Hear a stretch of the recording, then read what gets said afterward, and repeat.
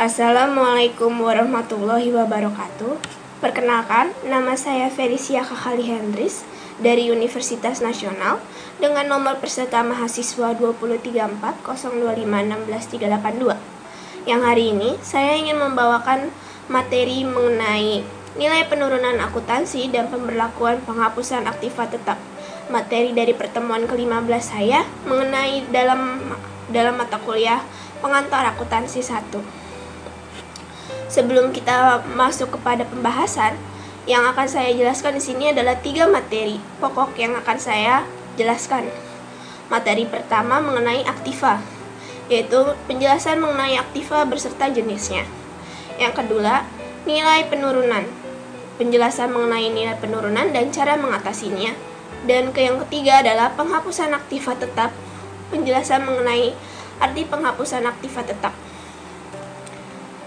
Kita masuk pada materi pertama, di mana apa itu aktiva?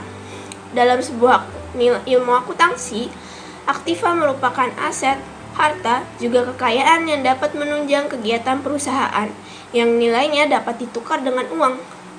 Aktiva dapat berbentuk fisik maupun non-fisik. Tanpa adanya aktiva, sebuah perusahaan tidak bisa berjalan maupun dibangun. Karena aktiva itu sendiri adalah modal yang harus dikeluarkan atau modal yang harus dimiliki perusahaan untuk membangun perusahaan itu sendiri. Lalu bagaimana jenis-jenis aktiva itu sendiri? Aktiva dapat dibagi menjadi 2, aktiva lancar dan aktiva tetap.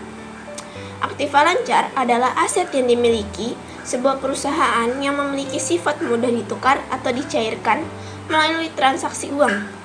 Contoh aktiva tersebut seperti kas, piutang dagang, surat berharga, usul, dan lain-lainnya.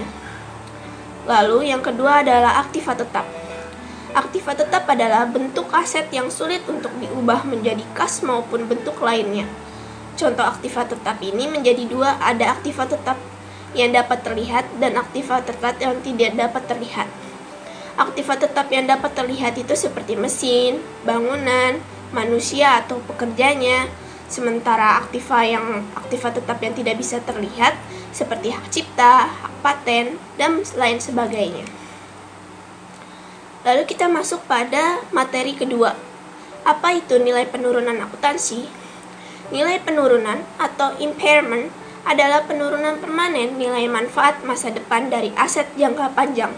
Hal tersebut dapat terjadi dikarenakan beberapa alasan. Seperti yang pertama, perubahan nilai pasar. Yang kedua, peraturan pemerintah. Dan yang ketiga adalah lingkungan bisnis yang dapat berubah. Bagaimana cara perusahaan dapat menghadapi nilai penurunan ini? Yang pertama adalah perusahaan harus menyesuaikan aset yang dilaporkan karena nilai bukunya akan melebihi nilai wajar atau nilai terpulihkan atau bisa disebut dengan recoverable value. Nah, saat menguji nilai penurunan tersebut, arus kas, total laba ataupun manfaat yang dihasilkan aset harus terus secara berkala dicek untuk mengetahui apakah nilai penurunan akuntansi tersebut akan melebihi nilai wajar dalam nilai bukunya. Nah, kita akan masuk kepada materi ketiga, yaitu materi penghapusan aktiva tetap. Seperti yang kita tahu, aktiva tetap adalah aset yang dimiliki perusahaan namun sulit untuk dicairkan atau dijadikan sebagai uang. Nah, aset aktiva tetap ini memiliki jangka waktu, yaitu jangka waktunya selama 1 tahun atau dapat disebut juga dalam 1 periode akuntansi. Selama 1 tahun tersebut, nilai aktiva tetap akan berkurang atau mengalami penyusutan. Nah, penyusutan tersebut akan berdampak pada nilai yang dimiliki aktiva tetap sehingga akhirnya kehilangan kegunaannya untuk sebuah perusahaan. Maka dari itu, adanya penghapusan aktiva tetap atau lebih tepatnya kita bisa dinamakan dengan pelepasan aktiva tetap. Pelepasan ini dilakukan agar nilai buku pada tanggal pelepasan dapat dihitung sebagai selisih antara harga perolehan aset dan akumulasi penyusutan.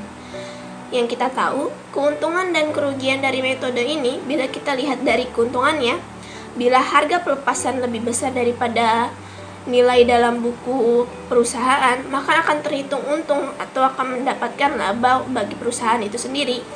Namun bila pelepasan lebih kecil daripada nilai buku, maka akan terhitung rugi untuk perusahaan.